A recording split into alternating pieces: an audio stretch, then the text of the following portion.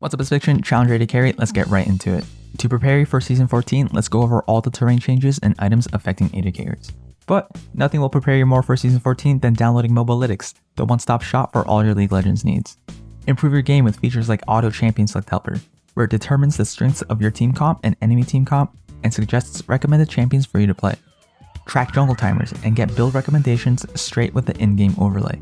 Get instant feedback with post-game statistics so you can pinpoint exactly where you need to improve. Look up the best builds for any champion you want and tier lists cater to your rank and role, all backed by hundreds and hundreds of games of data. Go back and watch your outplays instantly, with game highlights as well as your deaths to see where you went wrong. Mobalytics is the ultimate source of improvement, all at your fingertips. Click the link in the video description below to download for free.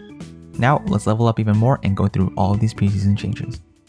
First things first, terrain changes. Riot made it a lot easier to gank red side by opening up a path that goes directly near their tower. So if you're pushed up and you are red side, you have to be careful of a potential gank path where the jungler can go all the way behind river and through your jungle to gank you. I need to stress this point, warding here is not safe anymore. If you ward here and you're pushed up, it is way too late, Omaiwa already dead. You either have to get your support to ward up here to cover that angle, or ask your mid laner to ward it for you. I think asking your mid laner is the best solution here because your support will most likely lose a couple of minions walking all the way up the river toward that angle. Plus, warding here also covers a mid gank as well, so there's no reason why your mid laner can't do it. Second of all, with the introduction of Void Grubs, if the meta around Void Grubs is anything like Rift Herald, expect your support to be roaming even earlier to contest it. The way I see it, Void Grubs is a way to snowball the game out of control if you get all 6, so I expect early game impact supports like Nautilus and Karma to see more play. This also means that the AD carry meta turns into a situation where you and the other AD carry are just handshaking waves when the Void Grubs spawn. Pretty under-interactive, but such is the life of AD carry. I can also see a scenario where AD carries start running TP, rotate the Void Grub fight, and TP back bot to catch the wave. Good AD carries that pair with this playstyle of early leads are Jhin, Kalista, and Draven. Alright, let's move on to the items. Mythics have been removed from the game. Now, this might seem hype. It might seem like item/build diversity is up in the air for AD carries, but unfortunately as of right now, the two big AD carry items, Nivori and Infinity Edge, are still exclusive, so you can't build both. What this means is that, in my opinion, build paths for crit AD carries seem like they'll remain more or less the same. You still need a new quiver crit item first for the attack speed, then you go either Nivori or IE, then LDR for tanks, and then a survivability item after. Sucks to suck. What sucks even more is that AD carries barely got anything from preseason. The only thing we got were two items that don't give crit at all, Terminus and Experimental Hexplate. Terminus gives you AD, attack speed, armor, MR, on-hit damage, and armor and magic pen in extended fights.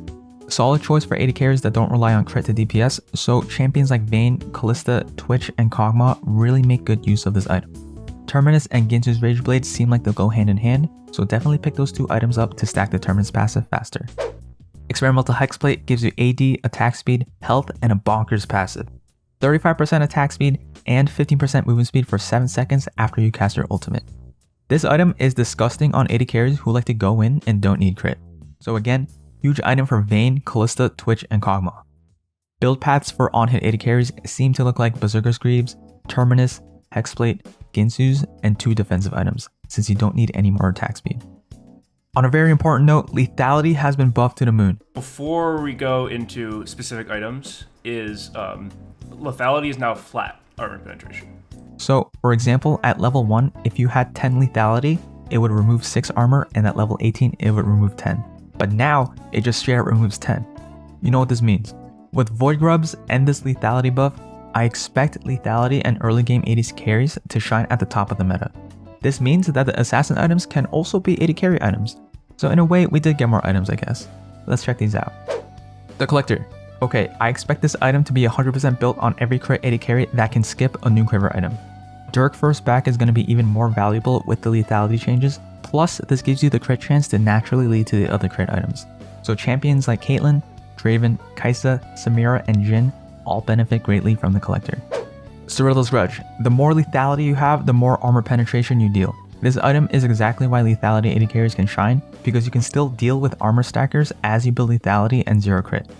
Good champs that can make use of this are Jhin and Misfortune. Voltaic Cyclosword. Lethality, ability haste, AD. Your energized attack applies bonus physical damage and slows enemies for 99%.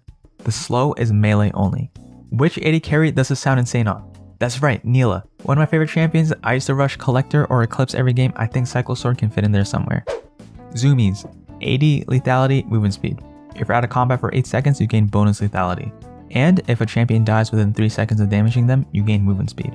The perfect item for Jhin and Misfortune. You're always going to have that passive up sniping enemies from far away with their W, plus you scale hard off of the movement speed. Hubris. Lethality, ability haste, AD. Every time you get a kill, you get even more AD. The ultimate snowballing lethality choice. Sounds crazy on Draven. With the name Hubris, he was literally made for this item. To sum it up, I think for Season 14, with the Void Grubs and changes to lethality, the best AD carries to play will be lethality AD carries that snowball hard, like Jhin, Misfortune, Draven, Samira, Neela, and Varus. Another archetype to consider are on-hit AD carries like Kai'Sa, Twitch, Vayne, and Kog'Maw, since they make use of the new items very well. Side note, Gale Force has been removed. This really sucks for all you AD carries who have been using the dash as a crutch to get yourself out of a bad position. Now, y'all are gonna have to learn how to position for real. Very scary stuff, but it's okay, we're all gonna make it. That's it for this video. Let me know what you guys think, what I could do better, and see you guys next time.